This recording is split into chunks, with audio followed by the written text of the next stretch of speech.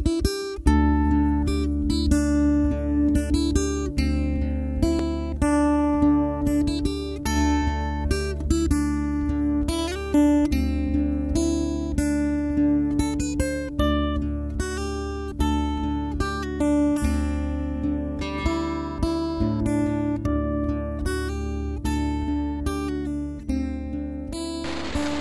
les amis, vous êtes bien sur Planète Gaïa TV et nous sommes dans l'émission Le Coin des Chamans. Aujourd'hui, eh bien, je suis toujours dans la Drôme et je suis avec Gwen Clapp.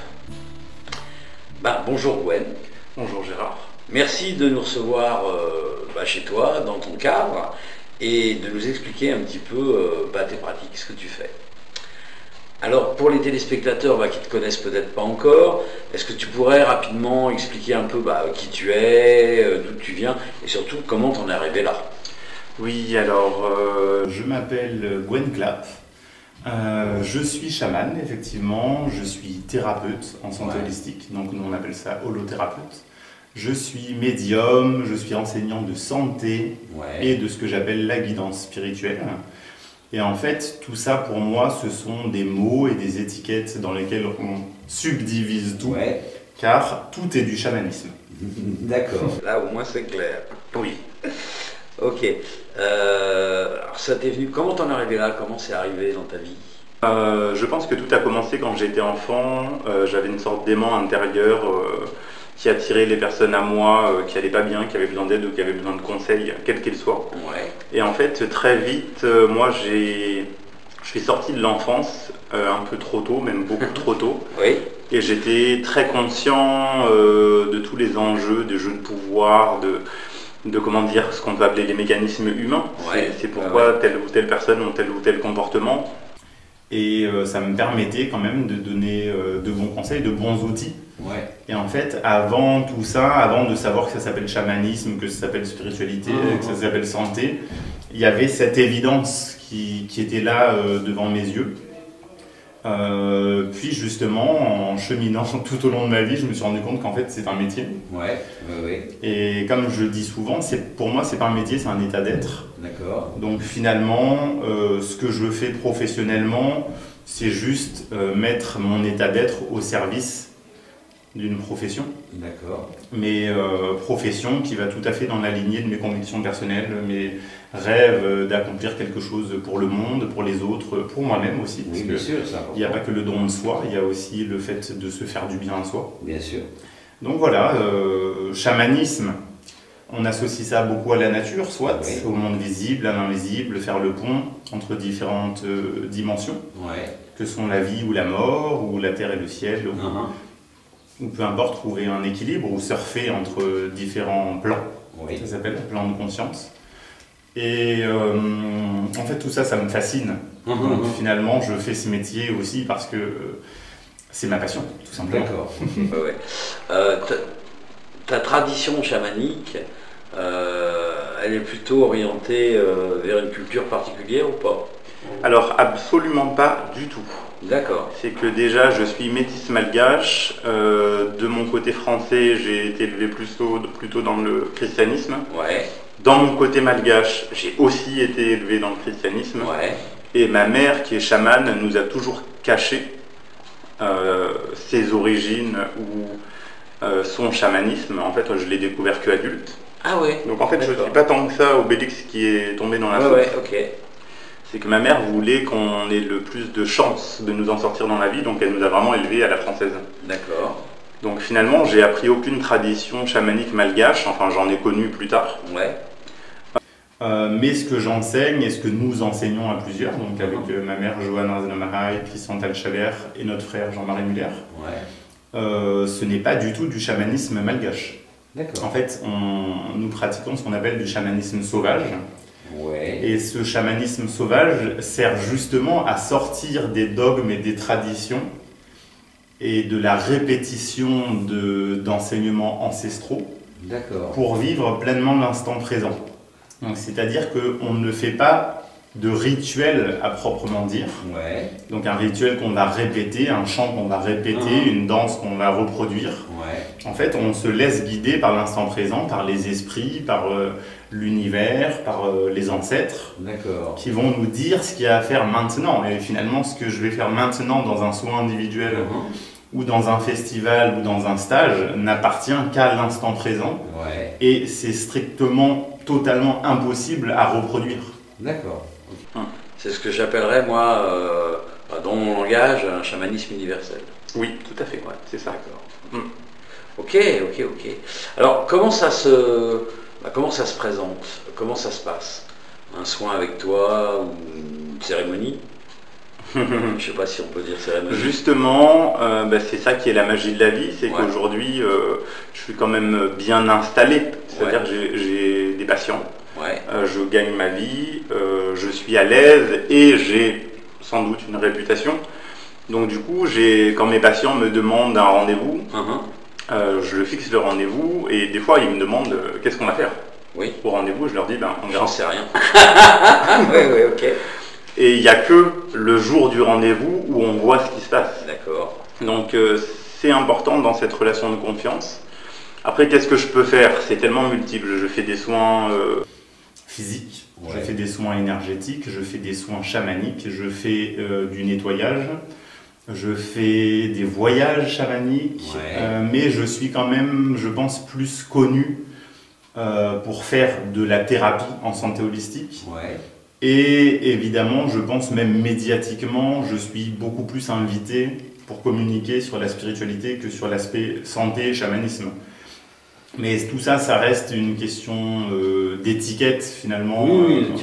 Les gens nous voient avec une certaine projection. Et en fait, finalement, moi j'aime tout mélanger. Ça veut dire que dans un rendez-vous, une séance, je peux faire de la thérapie et en même temps faire un soin à quelqu'un, ou lui commencer par faire du chamanisme pour lui libérer du mental et aller accéder plus facilement vers sa conscience. Enfin, c'est magique en fait, on peut tout faire. Les outils que tu vas utiliser en soin, par exemple, c'est quoi? C'est le magnétisme? Oui. Et en fait, à la base, tout part, par exemple mes stages, je les commence souvent d'une certaine manière, bien qu'après il y a une liberté de s'adapter au groupe. Mais je commence mon travail souvent par la gestion des émotions et le travail sur l'ego. Et en fait, une fois qu'on se libère de nos émotions et qu'on calme notre ego, notre conscience s'ouvre et on est beaucoup plus apte à aller dans que ce soit une direction médiumnique ou chamanique ou de guidance spirituelle. D'accord. Alors toi, tu vois beaucoup de monde passer entre tes mains, ou dans tes stages, ou dans ton cabinet. Pourquoi les gens viennent te voir? Qu'est-ce qu'ils attendent? En fait, il y a un chemin évolutif qui dépend de moi, justement, de cette loi d'attraction, de cette émanation, de ces vibrations. Donc du coup, finalement, mes patients ou les personnes qui viennent à moi ont des besoins qui correspondent parfaitement à ce que je vis. Donc par exemple, à l'époque où je sortais de ma dépression, j'avais beaucoup de patients qui voulaient sortir de dépression. C'est très drôle, récemment, enfin il y a un an et demi, j'ai vécu une rupture amoureuse et soudainement j'ai eu plein de patients qui voulaient être suivis pour des ruptures amoureuses. Mais sinon quand même, je dirais que globalement, j'ai beaucoup plus que 50% de mes patients sont des gens qui sont dans des quêtes spirituelles. Donc ça peut être des gens qui vont bien, qui sont en bonne santé, qui ont une vie plus ou moins épanouie. Et en fait, qui veulent juste apprendre à mettre en application leur conscience et à s'écouter eux-mêmes. Je pense que c'est ça le plus important pour moi. Ça revient au même que le chamanisme sauvage, c'est qu'en spiritualité aussi, j'amène les gens, ce que j'appelle la guidance spirituelle, c'est à se guider eux-mêmes. C'est pas à faire ce que je dis, mais c'est à écouter leur âme. Donc finalement, ça passe aussi par un processus de déconditionnement et de désidentification. C'est que la majorité des gens dans les milieux de la spiritualité pensent la spiritualité au lieu de vivre la spiritualité. Donc on est tout le temps en train de citer Jésus, Bouddha, Marie-Madeleine, Eckhart Tolle, Deepak Chopra. Mais finalement, il y a beaucoup de gens qui ne s'écoutent pas eux-mêmes. Donc ils répètent, ils plagient, pourrait-on dire, d'autres enseignements plutôt que de comprendre ou conscientiser que leur meilleur guide, leur meilleur maître, c'est eux. Donc moi j'adore faire ce travail-là. D'accord. Puis sinon j'ai beaucoup de gens en phase de transition professionnelle aussi, qui veulent changer de métier, changer de vie, changer d'univers. D'accord. Ouais, c'est aussi un beau travail à faire. Ok. Alors on va prendre quelques exemples comme ça au hasard. Voilà, moi je suis quelqu'un de plutôt faible, je me laisse influencer facilement. Et là je me suis laissé embrigader dans une secte où on me demande tout un tas de trucs, enfin bon, complètement affolant quoi. Et je viens de rencontrer une femme, une nouvelle compagne, avec qui je suis, et qui commence à me mettre dans la tête que cette secte dans laquelle je suis, c'est pas forcément le top. Donc j'aimerais bien prendre en charge ma vie et m'éloigner de cette secte, mais j'arrive pas. Qu'est-ce que tu peux faire pour moi? Alors, je pense que là, dans l'instant, ce qui me vient en médiumnité, ce serait que je travaillerais dans un premier temps sur guérir les blessures de l'enfance ou de vie antérieure qui créent un trait de caractère en tant qu'adulte, c'est-à-dire la baisse d'estime de soi, le sentiment d'être faible et d'être influençable. Donc, en fait, le but, c'est d'aller guérir les blessures du passé et parvenir à ensuite créer une sorte de coaching de confiance en soi et de foi. Pour que la personne... De foi en quoi? De foi en soi, de foi en Ah, de foi en soi, d'accord. Donc je dirais qu'en 3 temps, je ferai guérison du passé, les blessures du passé, un coaching de confiance en soi, et ensuite je travaillerai en chamanisme sur la souveraineté et le pouvoir personnel. Ok, reprise de son pouvoir personnel. Oui. D'accord. Et dommage que ce soit fictif, parce que rien que l'idée de faire tout ça, ça me met en joie. Je suis désolé, j'irai pas fréquenter une secte pour pouvoir me mettre dans cet état-là de façon à venir te faire travailler là-dessus. C'est pas mon truc. Mais bon, c'est un cas que tu peux trouver. Bien sûr. Parce que des gens qui sont regardés dans des sectes, il y en a plein. C'est ça. Après, ça reste un exemple, et ce qui m'est venu spontanément, et c'est ça aussi qui est magique, c'est que peut-être demain, j'aurai une personne qui vit vraiment cette situation, et je prendrai le travail à faire d'une manière totalement différente. Oui, non, mais tout à fait. C'est... Tout à fait.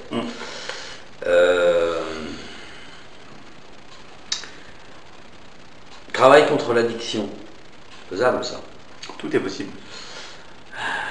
Alors, moi je viens de me faire larguer par mon poisson rouge. J'ai été très très attaché et je le vis très très mal. Donc depuis qu'il m'a quitté pour partir avec le facteur, je bois beaucoup, plus que de raison. Je fumais déjà un paquet par jour, je suis passé à 4. Et puis je commence à tâtonner un peu la coke, l'héro, enfin des choses comme ça. Parce que quand je suis dans cet état-là, je pense plus à mon poisson rouge.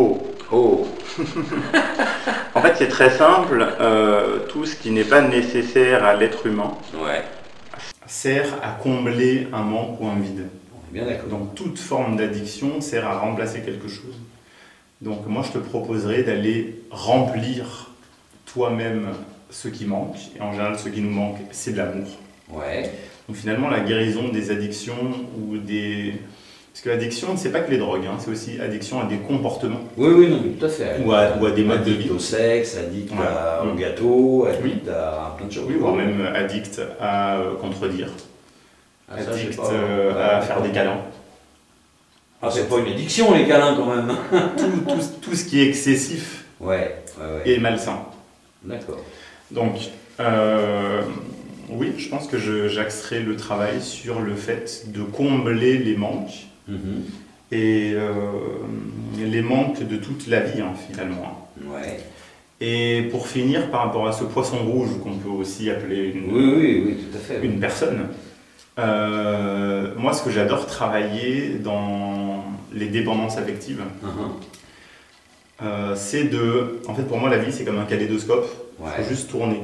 D'accord. Donc quand on regarde la vie dans le prisme de la souffrance et du manque affectif, moi je tourne le kaléidoscope des gens pour qu'ils regardent mais qu'est-ce que tu peux faire de plus ou de mieux maintenant que tu es seul, que tu ne pouvais pas faire avant.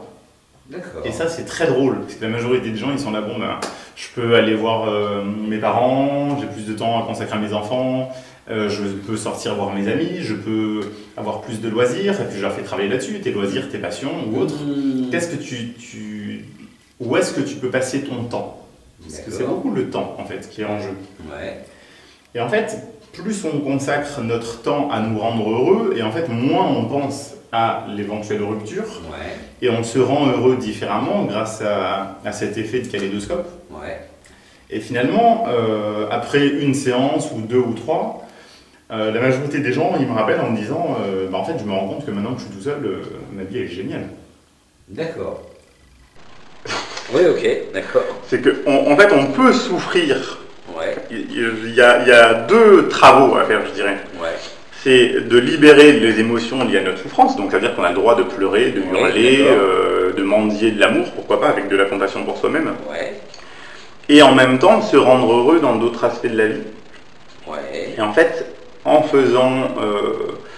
prenant ce travail sur soi selon ces deux axes, en fait, on se rend compte qu'on a besoin de personne pour être heureux, et qu'en fait, c'est plus un besoin pour combler un manque affectif, on rentre dans une notion de plaisir d'être avec les autres.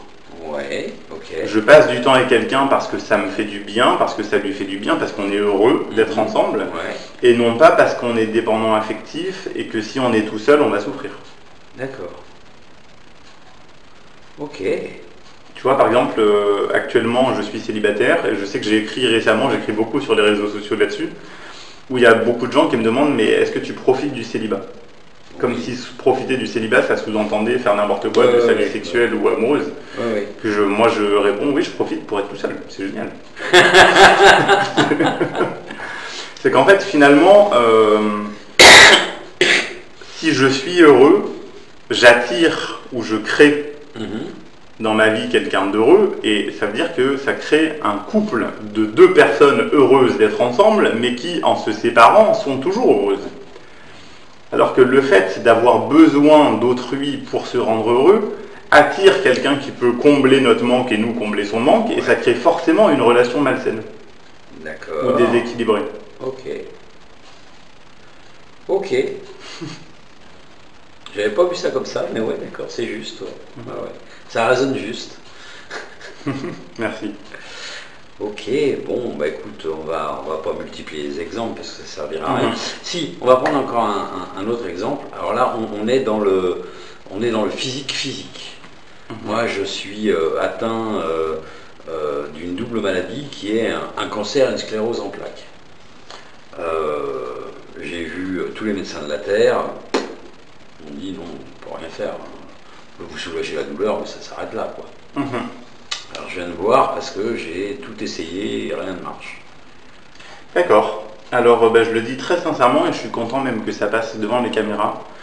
Je ferai mon possible pour t'accompagner dans ton chemin de guérison, mais par contre je le décris jamais devant des caméras ou devant des choses officielles, parce qu'on vit dans une société où c'est dangereux de parler de guérison et de processus de soins. Parce que on est dans une société qui est tenue par certains lobbies. Oui, non mais ça on est bien d'accord. Donc en fait, je ne me permettrai pas de dire devant des caméras qu'on peut guérir de la sclérose en plaques, parce que ça peut nuire à ma carrière. Oui, non, je comprends. Alors je vais te poser la question d'une autre manière. Alors, on va contourner le problème.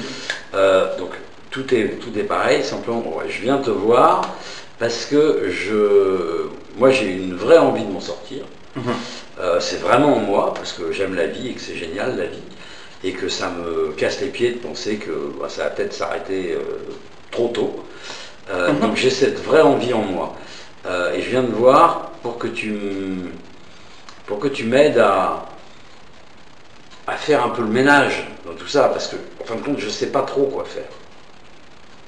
D'accord, mais de toute façon, je réponds aux deux questions en même temps. C'est vraiment une envie que moi j'ai. Hein. C'est très simple mais subtil. Ouais.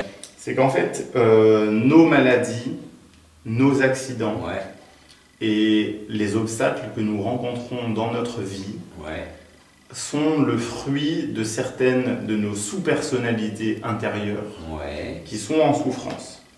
Donc ça veut dire que nous sommes des êtres multiples. Oui, ça d'accord. Donc je peux penser consciemment que je suis quelqu'un d'heureux. Et que dans mon inconscient, une autre partie de moi n'aime pas la vie. D'accord. Et cette partie-là de moi, si je ne m'en occupe pas, va me créer une maladie. D'accord. Va me faire rencontrer un obstacle ou un accident parce que je ne m'occupe pas de cette partie et qu'elle veut exister absolument. D'accord. Donc si par exemple je passe ma vie au travail et que mon enfant intérieur ou mon séducteur intérieur ou mon amant intérieur sont en souffrance parce que je passe mon temps à me focaliser seulement sur le travail, alors ces parties-là de moi vont me dire « Bon, bah Gwen, je t'arrête. Tu te casses une jambe demain, et comme ça, tu es obligé de faire face à nous, parce que tu ne pourras plus travailler. » Et en fait, tout ce que nous vivons sont le fruit de ces sous-personnalités qui sont heureuses ou malheureuses.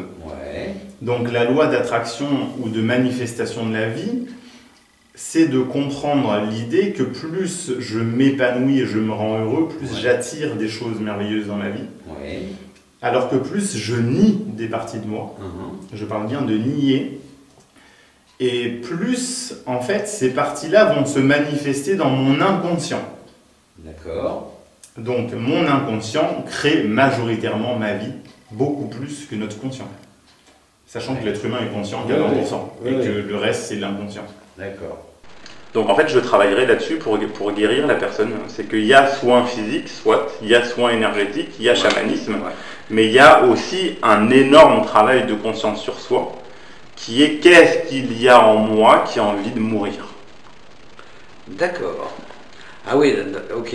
Donc là, c'est pas plutôt rechercher qu'est-ce qui est en moi qui a envie de vivre, c'est l'inverse. Ok. Oui, parce qu'on est conscient de ce qui nous fait aimer la vie, mais on est très peu conscient de ce qui nous fait fuir la vie. Ok. Bon, d'accord, ça marche. Ok, je pense qu'on a fait un petit peu le tour de tes pratiques, quoique non, on pourrait en parler beaucoup plus. Mais oui, on pourrait, mais c'est vrai qu'après, parler, faire des conférences, etc., c'est très intéressant et j'invite aussi des personnes à participer à mes stages, évidemment, si je peux me permettre de faire de Oui, c'est fait pour. Hein. Mais à la fois, moi, mon credo ou mon vecteur, c'est que la conscience, c'est pas des choses dont on parle, c'est des choses qu'on fait au quotidien. Et du coup, j'en profite pour faire une invitation à toutes les personnes qui regardent cette vidéo. L'invitation, c'est tout simplement de ne pas parler de spiritualité tout le temps, mais de le vivre. Et quand vraiment je fais un appel même à la vigilance, parce que je le dis souvent dans mes stages, c'est que quand on n'est plus conscient de l'ego, des sous-personnalités, de l'âme, de soi, de la loi d'attraction, de la vie, en fait la majorité des gens, quand ils ont un orteil dans la spiritualité, ils veulent le dire à tout le monde. Tu vois, quand tu te comportes comme ça, c'est ton ego. Ah oui, mais là c'est une blessure qui s'est réveillée. Tu devrais guérir telle blessure. Et en fait, on devient chiant avec tout le monde. Et en plus, ça nourrit notre ego spirituel qui se croit supérieur aux autres. Parce qu'on devient celui qui donne des conseils. Donc finalement, être conscient, ça sert juste à s'améliorer soi-même et à ne pas montrer les mauvais comportements des autres. Bien sûr, bien sûr. C'est que si quelqu'un en face de nous a un comportement maladif, en fait, le travail à faire sur soi, c'est pas de lui dire. C'est d'adapter notre propre comportement à son problème de manière à le guérir. Ouais, mais bon, toi, t'es thérapeute, donc effectivement, tu peux faire ça. Mais moi, je suis pas du tout thérapeute. Et puis, mon copain, là, qui arrête pas de me reprendre à chaque fois que je fais une connerie, il me gonfle carrément, quoi. Et il m'aide pas du tout. Absolument. C'est là où on est tous guérisseurs. C'est que finalement, quelqu'un qui se comporte comme un enfant, nous, on doit ou nous comporter comme un enfant, ou comme un parent.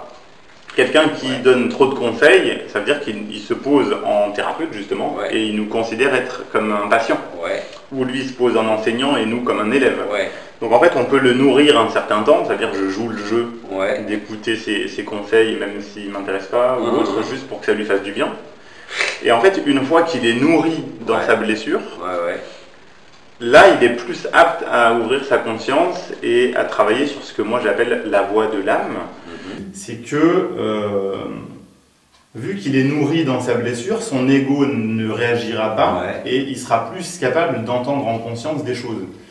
Donc la voie de l'âme, c'est une manière de communiquer sainement et d'oser dire et de verbaliser à l'autre le fait que, effectivement, quand il nous donne des conseils, on entend tout ça et ça nous fait du bien d'avoir un ami bienveillant, mais que peut-être aussi on souffre parce qu'on est infantilisé ou traité comme quelqu'un qui ne s'en sort pas tout seul, et que peut-être on aurait besoin de plus de confiance de sa part et un peu moins de conseils.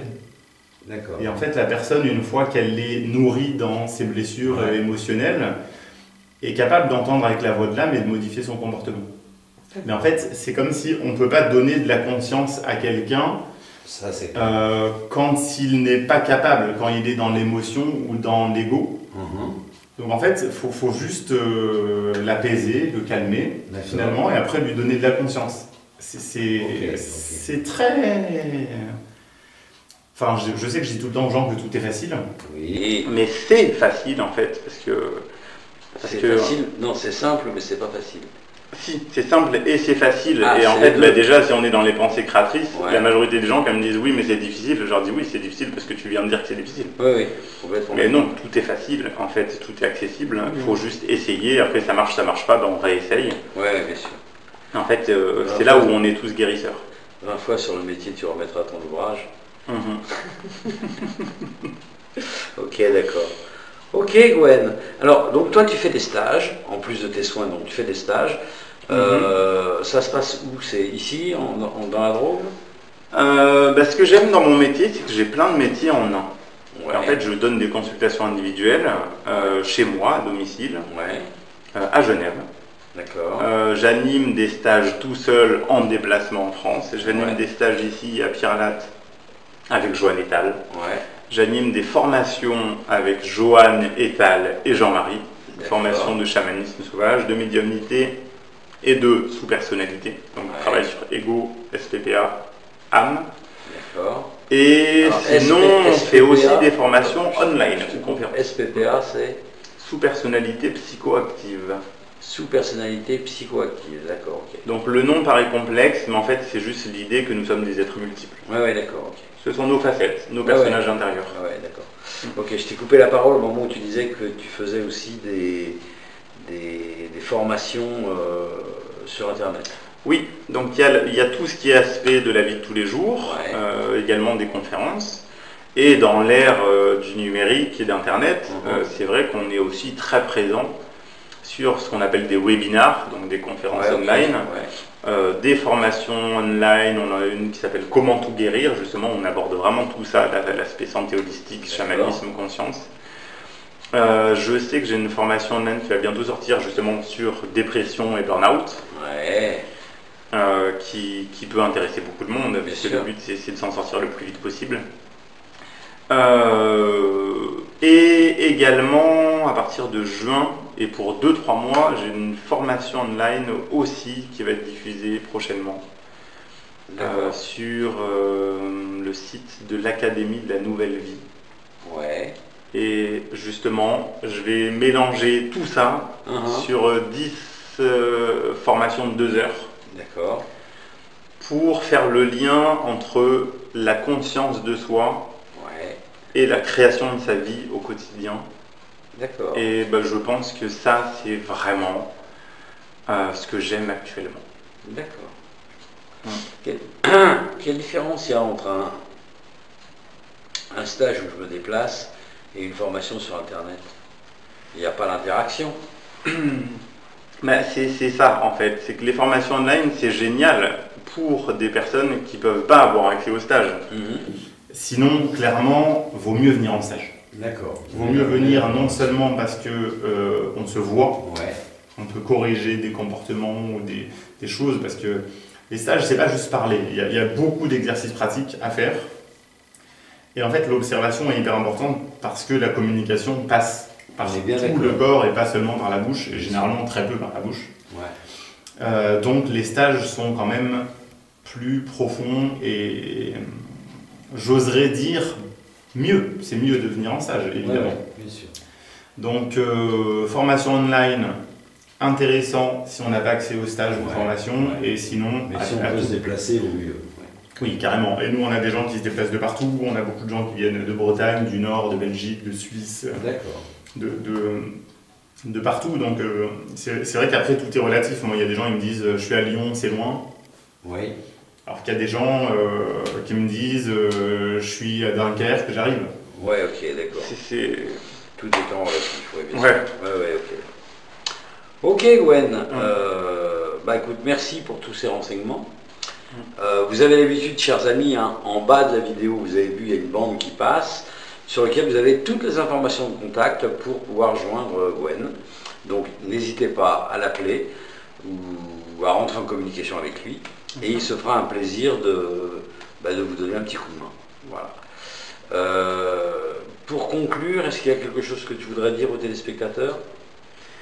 Oui, ce que je voudrais dire aux personnes qui nous écoutent et nous regardent, c'est tout simplement que tout est une question de responsabilité, en fait. Pour moi, la conscience, ça sert à faire des choix, et les choix permettent de prendre sa responsabilité sur soi, sur son quotidien, sur l'avenir de l'humanité. Et donc, mon conseil, c'est non seulement effectivement de venir participer à nos stages et formations, mais surtout, et au-delà d'un aspect professionnel, de vous rendre responsable de votre vie, car vous en êtes les artistes, les artisans, les créateurs. Tout à fait. Donc, en action. Ok. Bien, ça sera le mot de la fin, chers amis. Vous êtes bien sur Planète Gaïa TV, nous sommes toujours dans l'émission Le Coin des Chamans, et nous étions avec Gwen Clapp. Merci beaucoup, Gérard. À très vite pour de prochaines aventures. Au revoir. Au revoir. Voilà les amis, l'émission est maintenant terminée. Alors j'espère que ça vous a bien plu. N'hésitez pas à faire un j'aime, le pouce vers le haut, de façon à nous montrer que vous êtes satisfait. Mettez-nous des commentaires, parce que d'abord ça fait toujours plaisir. Et puis en plus, ça nous permet d'améliorer nos vidéos. Faites-nous les réflexions qui vous semblent justes. Si vous avez des questions à poser à l'intervenant, posez-la. Nous, on va transmettre, il n'y a pas de problème avec ça. La règle, c'est bien sûr le partage. Plus vous allez partager, plus on sera connu. Plus on sera connu, plus on aura de soutien. Et donc, on pourra faire du travail de meilleure qualité encore. N'hésitez pas à aller sur la plateforme Tipeee. L'adresse est en dessous de la vidéo. La plateforme Tipeee, c'est notre plateforme de financement participatif. Ce qui nous permet de pouvoir continuer, pouvoir exister, de changer notre matériel et de nous déplacer. Donc vous pouvez faire un don de 1 euro à, je sais pas moi, 1 million d'euros, si ça vous fait plaisir, d'une manière mensuelle, donc avec un engagement, ou d'une manière ponctuelle, c'est-à-dire juste une fois. Plus on aura de sous de votre part, plus on aura un budget prévisionnel conséquent, et donc plus on pourra prévoir de vidéos. On pourra prévoir aussi de changer notre matériel, encore une fois, de façon à avoir un matériel encore plus performant. Actuellement, on sort une vidéo par semaine, tous les lundis. Et là, le but de cette année, c'est progressivement d'arriver à 2 vidéos, donc une autre le jeudi. Donc vous allez voir apparaître des nouvelles vidéos de temps en temps, mais de plus en plus souvent le jeudi, donc pour arriver à 2 vidéos. Pour ça, on a besoin de vous, parce que sans vous, sans votre argent, qui est le nerf de la guerre, malheureusement, on ne pourrait pas exister. Donc je vous remercie d'avance pour votre soutien, et je vous dis à bientôt pour de prochaines aventures. Au revoir.